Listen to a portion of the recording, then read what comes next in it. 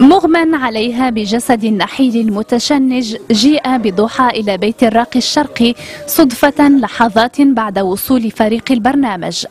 بكلام غير مفهوم تهلوس الفتاة، تبكي تارة وتضحك طورا، وكل فرائسها ترتعش قبل أن تستيقظ فجأة مع دخول المعالج إلى الغرفة. قبل كانت ضيقة عام دابا كنت كندليف بزاف، تقريبا فونطورين مرة في النهار، كناخذ فونطورين في النهار. صافي انا كيصيبني غير ما مزيره بهاد الحاله. صافي وين كانت قالت لي واحد صاحبتي راه فيك شي حاجه، ولكن انا ما رديتش البال. وجهي كيزرق كيصفر كيتبدل لي الالوان. كنا مشينا لواحد البلاصه تما الدريه كتزور شي بلايص تما انا ما عارفاش صافي بديت كنطيح من تما. أعوذ بالله السميع العليم من الشيطان الرجيم. الشرقي شاب في بداية عقده الثالث، بدأ العمل كراق قبل 4 سنوات، تقصده من داخل المغرب وخارجه حالات الإصابة بشرور العين والسحر ومس الجان وحتى بعض الأمراض العضوية. ويتعلمون ما يضرهم ولا ينفعهم. أمراض مستعصية يعني أحالوه على الأطباء ولم يفلحوا، يعني مثلا كالعقم، إسقاط الجنين، الإسقاط المتكرر، مثلا الشلل، يعني مثلا النزيف الحاد المتواصل. يعني كاين حالات يعني صعبة ويتم علاجها بالقرآن. بتلاوة آيات من سورة البقرة بدأ الراقي الحصة، وما هي إلا لحظات حتى تجلت على المريضة علامات التضايق. إنه من سليمان وإنه بسم الله الرحمن الرحيم. ألا تعلوا علي واتوني مسلمين. إنه من سليمان إلى جانب ضحى حضر الحصة مسترق آخر، رشيد الذي يشكو من أعراض سحر مأكول، وعلى الرغم من أنه بدأ العلاج قبل مدة فإن جسده ما يزال يتفاعل مع تلاوة القرآن وإن على نحو بسيط.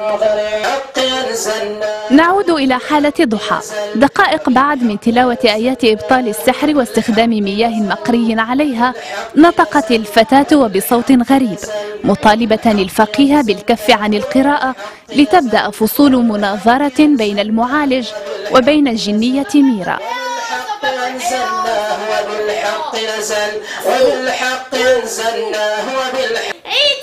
صافي تقهرتي؟ تقهرتي؟ غنخرج صافي انا ما غنخرج. عييت انا مالي. علاش دخلتي؟ عن طريق سحر مأكول مرشوش مدفون. أي نوع من السحر دخلتي عنه؟ مأكول. هل تم إبطاله أم لا؟ نعم تم إبطاله. شكون اللي مازال معك؟ كل شيء باقي. يلا بسم الله، ارفع يدك اليمنى، ارفع السبابة، انطق الشهادة 3 وأقسم بالله 3 ثم اخرج. 7 من الجن يسكنون جسد ضحى، منهم من يدين بالإسلام ومنهم اليهود، والمس حدث عن طريق السحر.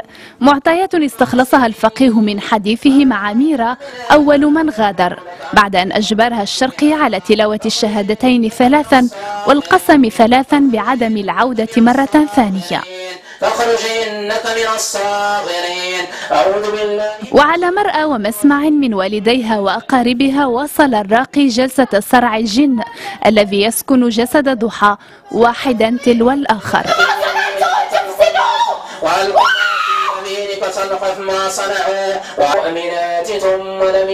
على أفراد الأسرة بدا بالغ التأثر لحال ابنتهم التي طرقوا وإياها أبوابا كثيرة أولها الطب النفسي دون جدوى.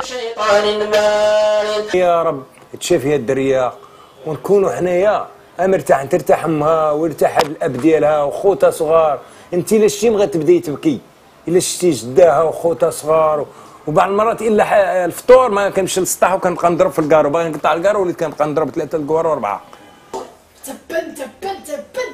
تبا لك يا عدو.